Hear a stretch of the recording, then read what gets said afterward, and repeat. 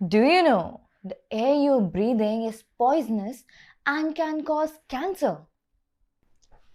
Hello and welcome to another new episode. I'm Amrita Chaudhary and I'm here with Dr. Simarpreet Singh Anand, anesthesiologist and critical care specialist, who's here to discuss on a very serious topic, the poor air quality of Delhi. So Dr. Simar, आप जैसे कि जानते हैं दिल्ली का जो pollution है वो हजारस level तक पहुंच चुका है। करेक्ट। आपके पास जो पेशेंट्स आ रहे हैं ज़्यादातर उनमें कौन से सिम्टम्स पाए जा रहे हैं?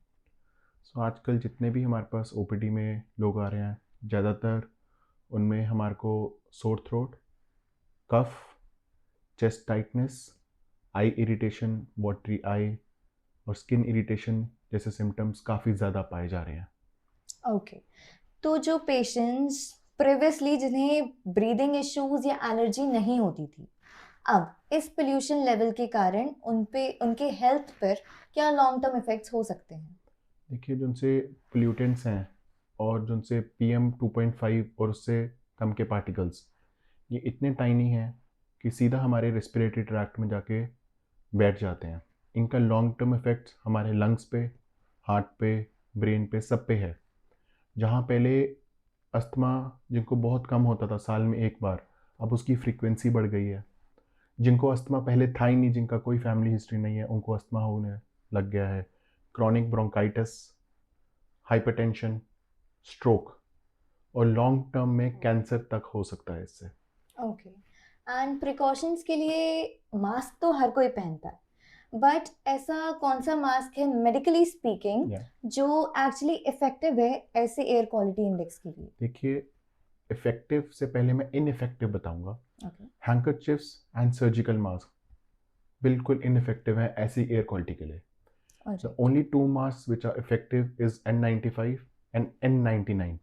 ये मैं आज भी N99 ही पहन के आया था। This is a N99 mask, very easily available on e commerce sites. तो अब ऑर्डर करें, इतने महंगे नहीं आते ये। ओके। तो सर आप हमारे व्यूअर्स को कौन सी एडवाइस देना चाहेंगे to prevent themselves from the hazardous situation of Delhi air? So सबसे पहले घर से जितना कम होए उतना बाहर निकलें, सिर्फ ज़रूरत के लिए ही निकलें। खिड़की बंद रखें।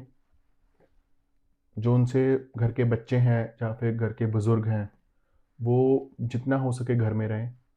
अगर आप अफोर्ड कर सकते हैं, एक एयर प्योरीफायर घर पे रख लें।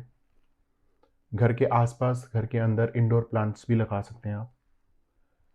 बच्चे स्कूल ना जाकर ऑनलाइन क्लासेस करें।